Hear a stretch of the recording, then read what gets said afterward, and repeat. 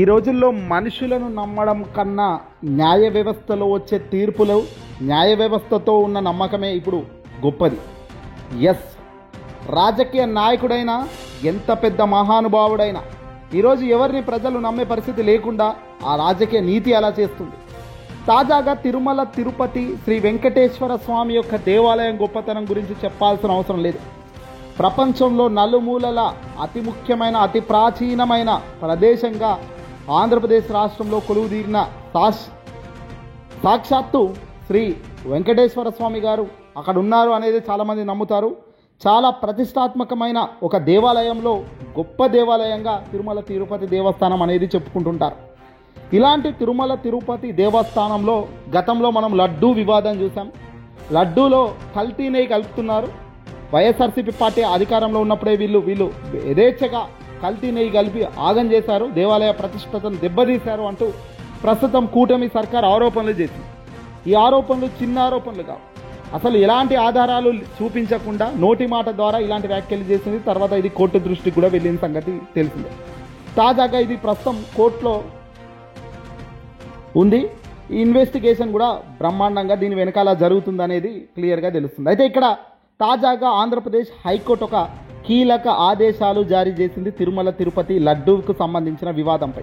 ఏందయ్యా అంటే, లడ్డూ నెయ్యి వ్యవహారంలో దర్యాప్తు స్వతంత్రంగా నిష్పక్షపాతంగా కొనసాగించాలని సుప్రీంకోర్టు ఏర్పాటు చేసిన సిట్ను హైకోర్టు ఆదేశించింది. సుప్రీంకోర్టు దాకా లడ్డూ వివాదం వెళ్ళిన సంగతి మనకు తెలిసింది. అయితే సుప్రీంకోర్టు ఇక్కడ సిట్ ఇన్వెస్టిగేషన్ టీంను రంగంలోకి దింపింది. వీళ్ళ కింద పనిచేస్తున్న అధికారులు, అలాగే తిరుమల తిరుపతికి సంబంధించిన పూర్తి ఇన్వెస్టిగేషన్, ఈ లడ్డూలో అసలు ఏం జరుగుతుంది, కల్తీ జరిగిందా లేదా అన్న దాని గురించి వీళ్ళు ఒక పెద్ద టీంను అలర్ట్ చేయడం జరిగింది. సుప్రీంకోర్టు ధర్మాసనం చేసిన సిట్ను హైకోర్టు ఇప్పుడు తాజాగా కీలక ఆదేశాలతో వాళ్ళు హైకోర్టు కాస్త మందలించిందని కూడా చెప్పొచ్చు. ఎందుకంటే అంటే ఈ కేసుల్లో కోట్ల మంది భక్తుల మనోభావాలతో ముడిపడి ఉన్న కేసు ఇది. అమూల్యమైన లడ్డూ ప్రసాదం పవిత్రతపై ఏర్పడిన వివాదంపై జరుగుతున్న దర్యాప్తు ఇది. సుప్రీంకోర్టు ఆదేశాలకు కట్టుబడి దర్యాప్తు జరగాల్సిందేనని హైకోర్టు చాలా స్పష్టంగా చెప్పింది. అంటే ఇక్కడ ఏదో తేడా కొడుతుంది అనేది హైకోర్టు దృష్టికి వచ్చింది కాబట్టి హైకోర్టు ఈ రకంగా గడ్డిపెట్టింది. ఈ దర్యాప్తును స్వయంగా సిబిఐ డైరెక్టర్ పర్యవేక్షించాలని హైకోర్టు తన ఆదేశాల్లో పేర్కొంది. Special investigation team SIT supreme court పెట్టిన సిట్ దర్యాప్తు అధికారిగా ఉన్న అదనపు ఎస్పీ వెంకట్రావుకు నియామకం తగదని, ఇది సుప్రీంకోర్టు ఆదేశాలకు విరుద్ధమని హైకోర్టు స్పష్టం చేసింది. వెంకట్రావు సుప్రీంకోర్టు సిట్ సభ్యుడు కానే కాదని ఈ సందర్భంగా హైకోర్టు పేర్కొంది. కాబట్టి ఆయన దర్యాప్తు బాధ్యత అప్పగించడం సరికాదని తెలిపింది. ఇది అసలైన కథ. ఇలాంటి కార్యక్రమాలు చేస్తున్నది నిజంగా ఎవరు అన్నది ఇక్కడ ఆలోచించండి మీరు. సుప్రీంకోర్టు ఏమని చెప్పింది?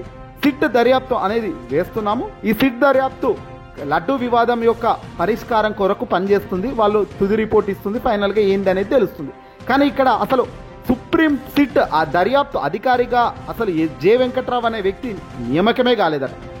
ఆయన సిట్ బృందంలో అసలు సభ్యుడే కాదట.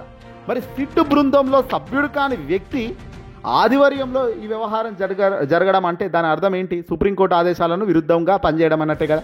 మరి సుప్రీంకోర్టుకు వ్యతిరేకంగా, విరుద్ధంగా ఇలాంటి పని చేయాల్సిన అవసరం ఏముంది? ఎందుకు? ఇక్కడే చాలా కోపం వస్తుంది. ఎందుకంటే ఒక మనిషి రూపంలో మనిషిని అవమానం చేస్తారు, మనిషిని కించపరుస్తారు, ఆ మనిషిని బ్యాడ్ చేసేదానికి ఏదైనా చేస్తారు. దేవుడు దగ్గర కూడా, దేవాలయంలో కూడా ఇవే చేస్తామంటే ఇది కరెక్టేనా? అది సాక్షాత్తు శ్రీ కలియుగ దైవమైన శ్రీ వెంకటేశ్వర స్వామి యొక్క లడ్డూ వివాదం ఇలా జరుగుతున్న తరుణంలో సుప్రీంకోర్టు ఆదేశాల మేరకు సుప్రీంకోర్టు ఏదైతే స్పెషల్ ఇన్వెస్టిగేషన్ టీం సిట్ దర్యాప్తు బృందంను వాళ్ళు పెడితే ఆ సిట్ బృందానికి సభ్యుడే కానీ వ్యక్తి ఆ సభ్యుడి దగ్గర ఇప్పుడు ఇదంతా ఉండడం కరెక్ట్ కాదు. సిట్కి సంబంధించిన సభ్యుడు కాదని, ఈ వెంకట్రావు అనే వ్యక్తి సుప్రీంకోర్టు సిట్ సభ్యుడు కాదు కాబట్టి ఈ సందర్భంగా హైకోర్టు చాలా స్పష్టంగా పేర్కొంది. ఆయన దర్యాప్తు బాధ్యత వేరే వాళ్ళకి అప్పగిస్తే బాగుంటుంది, లేదంటే కరెక్ట్ కాదు అంటూ కూడా హైకోర్టు మొటికాయలు వేసింది. దేవుడి దయ, నిజంగా దేవుడైతే ఇలాంటి వ్యక్తులను ఎందుకు వదులుతాడు? ఖచ్చితంగా వదలడు. తప్పు చేసిన వాడిని తాట తీసేదానికి ఆ భగవంతుడు ఖచ్చితంగా శ్రీకారం చుడతాడు. అందులో ఎలాంటి డౌట్ అవసరం లేదు. ఈ వీడియోని అసలు లైక్ కొట్టి షేర్ చేయండి. ఓం శ్రీ వెంకటేశ్వరాయ నమః.